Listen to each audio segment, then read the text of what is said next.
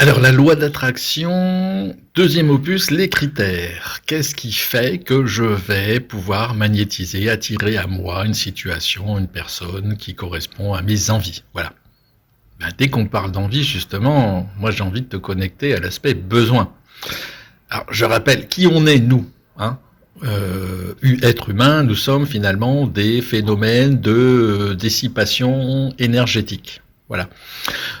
Un humain, je le rappelle, selon la vision métaphysique et l'ontologie qui en découle, que je développe dans le livre et dont j'ai déjà parlé et dont je reparlerai, à savoir que du néant, cette opposition entre rien absolu et tout absolu, c'est-à-dire le rien absolu, la nullité, mais la nullité partout, à l'infini.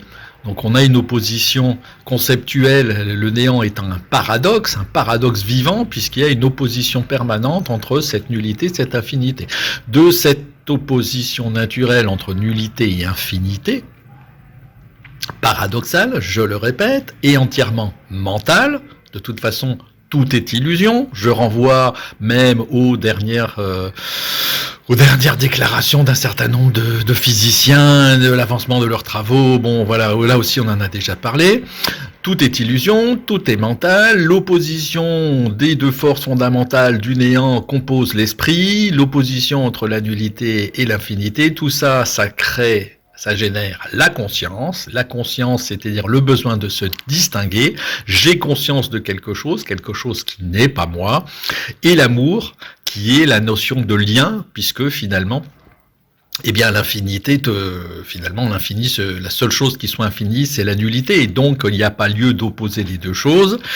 Et voilà. Et donc, cette opposition, donc cet esprit qui est finalement un mouvement perpétuel de force, d'énergie qui s'oppose entre conscience et amour, finit par créer un phénomène qui s'appelle l'âme, où à force d'avoir une opposition frontale entre cette nullité et cet infini, on a les deux forces qui composent un mouvement spiralé, qui génère un tore qui est énergétique, qui finit par être la forme.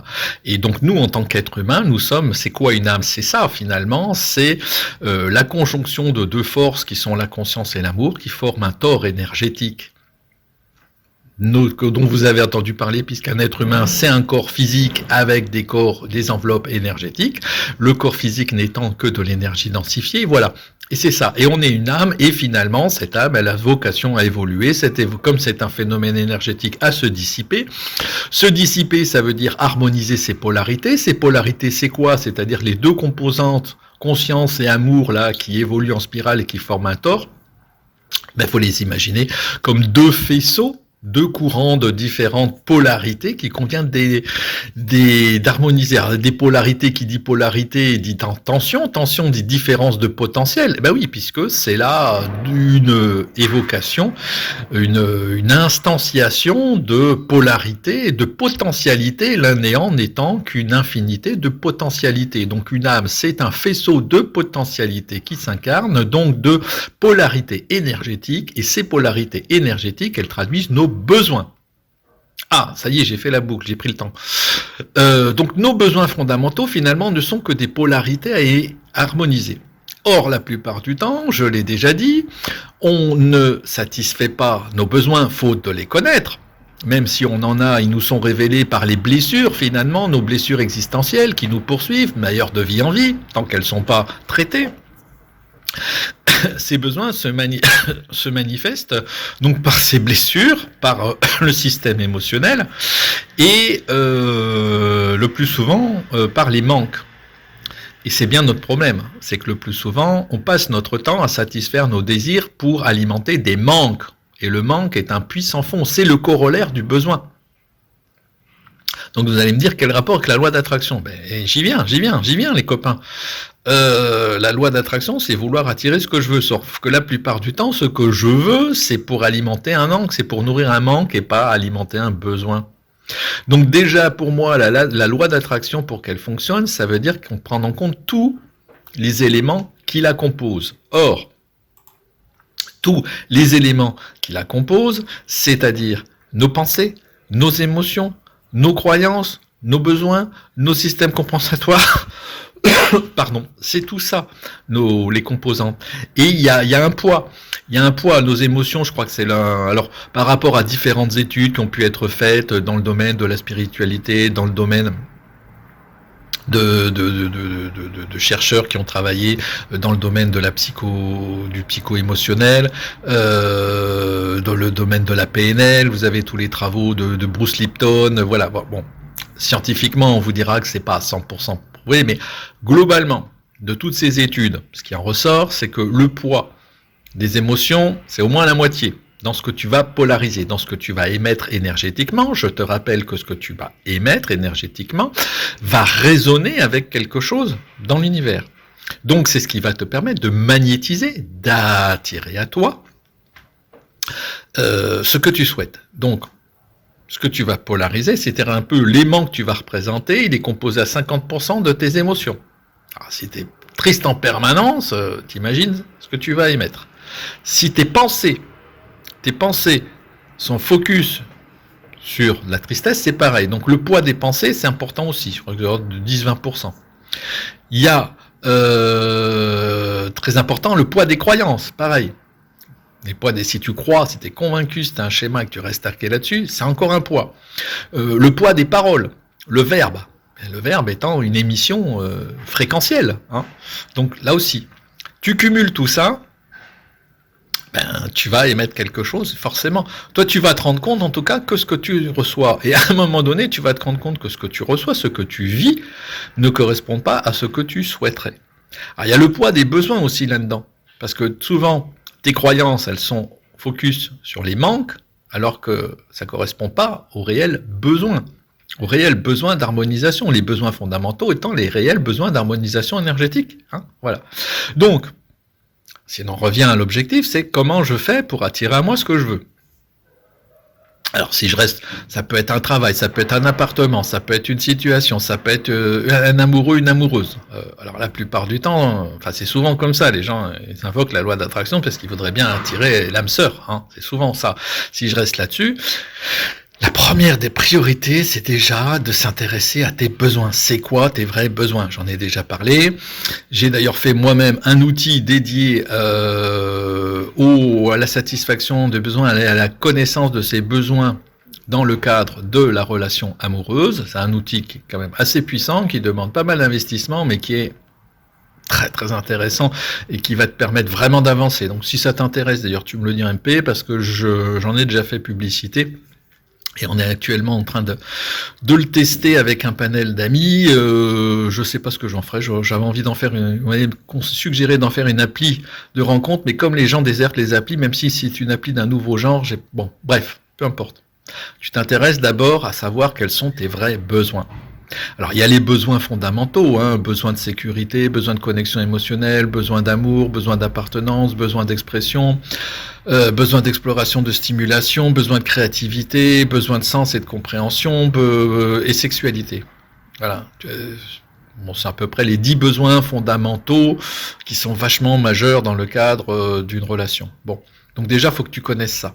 Et que tu identifies comment tu alimentes le manque, quels sont tes schémas compensateurs, quels sont tes conditionnements, quelles sont les mauvaises habitudes que tu as prises. Et tant que tu n'as pas fait un vrai travail sur ces manques, et que tu n'es pas sur tes vrais besoins, ça va déjà être difficile d'émettre quelque chose, d'aligner avec ces besoins.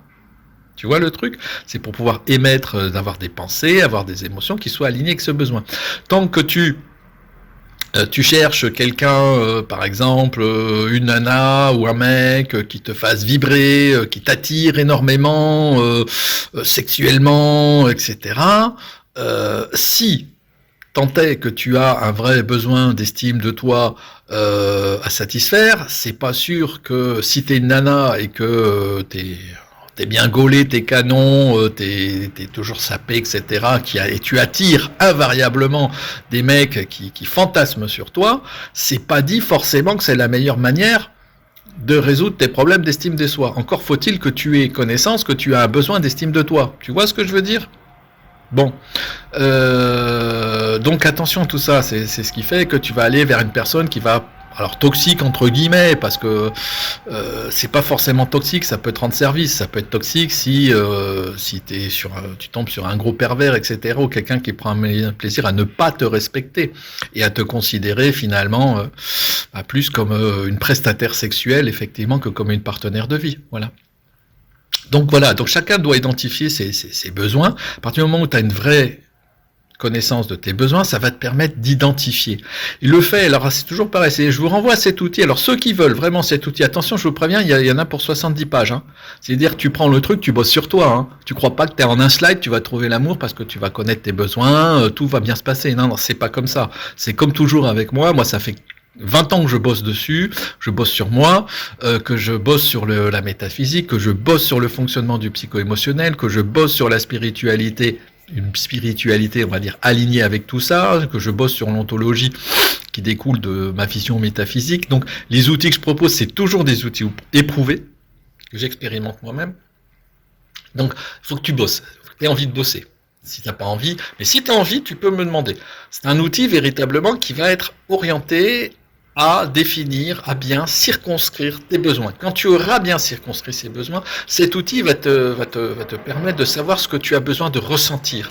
J'ai un besoin de connexion émotionnelle, c'est parce que j'ai besoin de me sentir avec une personne avec laquelle ce soit fluide, j'ai besoin de me sentir reconnu dans mes émotions, j'ai besoin d'avoir une vraie intimité. J'ai un besoin d'amour et de réconfort, j'ai besoin de quelqu'un avec qui il y ait de la douceur, avec laquelle il y ait de la tendresse, etc. J'ai besoin d'estime de soi, de reconnaissance, j'ai besoin de me sentir valorisé, respecté, etc.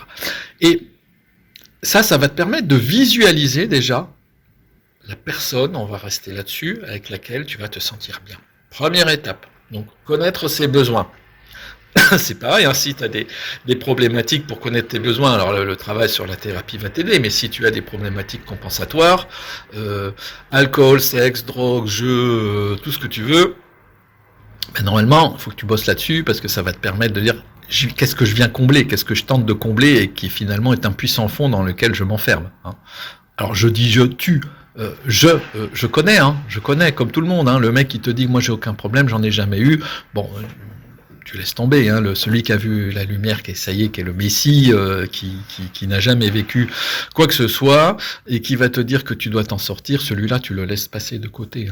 Surtout si en plus il te fait payer 540 € la consultation ou 8500 le programme qui va te mettre d'aplomb en 8 jours. Voilà.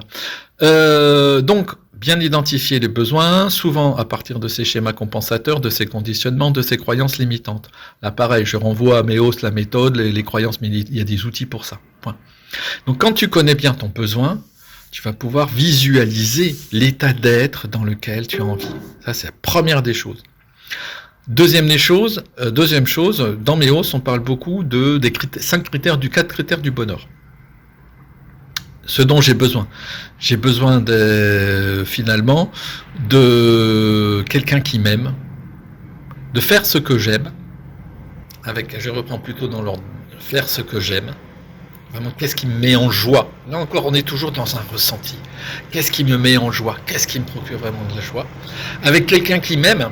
Alors quelqu'un qui m'aime, par rapport à la connexion émotionnelle, par rapport à l'appartenance, par rapport à l'amour qu'il me donne, par rapport au respect, par rapport à l'estime, etc. Faire ce que j'aime, avec quelqu'un que j'aime, dans un environnement que j'aime, très important l'environnement, et en étant moi-même, c'est-à-dire en étant conscient que j'ai connaissance de tout ça et je suis conscient de mes limites, je suis conscient de mes schémas. Voilà. Donc je prends en compte tout ça aussi. C'est quoi qu'il me faudrait? C'est quoi là? Perso, par exemple, faire ce que j'aime, c'est ce que je fais ici avec vous. Je crois que je suis un chercheur, je dis éveilleur de conscience, mais c'est chercheur de vérité, je cherche. Je vais peut-être casser ma pipe, j'aurais pas trouvé, mais je cherche. Voilà. Et j'aime bien chercher avec vous, quoi. Voilà. Avec quelqu'un qui m'aime, bah oui, forcément. Moi, comme tout individu, comme tout le monde, t'as envie d'être aimé, voilà. Moi, en situation de célibat, j'ai envie de rencontrer une partenaire de vie, etc. Donc faire ce que j'aime avec cette partenaire, le cas échéant. Toi, tu as besoin, par exemple, aussi de rencontrer une personne qui t'aime, et puis toi, ton truc, c'est le sport, tu as envie de rencontrer une femme sportive avec laquelle partager, voilà, ou des voyages, ou je sais pas, voilà. Dans un environnement que j'aime, vachement important l'environnement. Toi, tu as peut-être besoin de vivre à la campagne, en forêt, proche de la nature, c'est indispensable. Moi, je vais dire, c'est tout l'inverse. Moi, je suis parisien. Moi, j'ai besoin de la ville, j'ai besoin de Paris. Ça ne veut pas dire que j'apprécie pas la nature, j'apprécie pas le bord de mer, j'apprécie pas voilà ces aspects-là. Mais j'ai besoin de vivre entouré en ville. Voilà. Donc ça fait partie de ces choses. L'environnement, en étant moi-même. Voilà. Moi, je me sens bien dans mes baskets, parce que je sais que j'ai plein de trucs à régler, comme tout le monde. Il te faut envie, hein, donc je suis pas à N encore. Donc j'ai besoin d'avoir finalement ces N, comment dirais-je, cette vision-là de savoir quand je m'aligne, quand je suis pas aligné, etc. Et surtout pour pouvoir le communiquer. Pour pouvoir communiquer avec une personne, dire voilà, moi, voilà qui je suis, voilà comment je fonctionne, voilà d'où je viens, et voilà où j'ai envie d'aller. C'est pour ça que faire ce que j'aime avec quelqu'un que j'aime, dans un environnement que j'aime, en étant moi-même, voilà ce que ça veut dire. Donc tu intègres tout ça encore. Dans ton état d'être souhaité. On est toujours dans la loi d'attraction. Je visualise. J'essaie de visualiser, de ressentir l'état d'être par rapport à mes besoins. J'essaie de visualiser, de ressentir mon état d'être cible par rapport à mes critères du bonheur, les 5 critères que je viens d'évoquer. Ensuite, il y a les besoins transverses. Alors, les besoins transverses, c'est la différence par rapport aux besoins fondamentaux, c'est des besoins pratiques. C'est des besoins pratiques de compatibilité, je dirais pratique, en termes de confort, en termes d'engagement, en termes de valeur. Alors, t'as beau dire ce que tu veux, voilà, le gars qui a envie de vivre à la campagne avec une femme sportive, il a beau tomber amoureux de dingue de quelqu'un qui va croiser un jour dans un train. Si la femme lui dit qu'elle habite dans une banlieue parisienne un peu chaude et qu'elle s'y trouve très très bien et qu'elle n'est pas sportive du tout, qu'elle adore faire du shopping, ça le fera pas. Le mec va pas quitter sa campagne pour venir s'installer dans sa banlieue, on est d'accord. De la même manière que la personne qui va habiter... Moi, j'habite en ville, par exemple. J'adore la France. Souvent, les gens disent qu'il faut voyager, voir des belles choses. Moi, j'adore la France parce qu'il y a une diversité de paysages, il y a une diversité de terroirs. Moi, j'adore ça. Mais il faut que je revienne à mon port d'attache, qui est Paris. Voilà. Mais tu me feras pas aller au fin fond de la Creuse, quoi, par exemple. Ou alors, pire, moi, je suis originaire de Lorraine. Il y a des patelins en Lorraine. Tu me mets là-dedans, je suis sûr que je me pends au bout d'un mois, quoi. Voilà. Bon. Il faut respecter ça, il faut entendre ça. Ce sont des considérations pratiques, mais tu en as besoin. Pareil, si toi tu as besoin de sortir, d'aller au ciné, très régulièrement, de lire, etc. Et une personne qui n'a pas du tout envie de ça, toi ton truc c'est la bouffe, tu es avec quelqu'un qui n'est pas du tout orienté bouffe. Au contraire, tu as un régime particulier, toi tu fais très gaffe à toi, tu es vegan, sans gluten, sans machin, etc. Pas de jugement de valeur. Mais il faut que tu puisses partager avec quelqu'un.